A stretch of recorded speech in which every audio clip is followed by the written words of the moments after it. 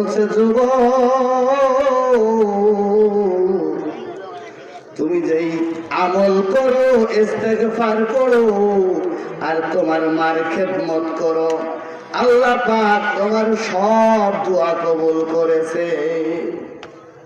বলছে হুজুর কিভাবে? বলছে তোমার মনের মধ্যে যে তামান্না, তুমি এই জামানার ইমাম আহমদ ইবনে হাম্বলের সাথে দেখা করবা।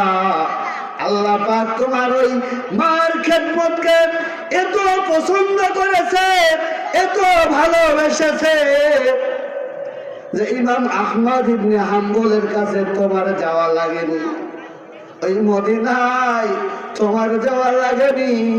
আল্লাহ পাক তোমার ওই খেদমতে রাজি খুশি হয়ে ইমাম আহমদ ইবনে হাম্বলকে তোমার কাছে পাঠাইছে। বলেন সুবহানাল্লাহ।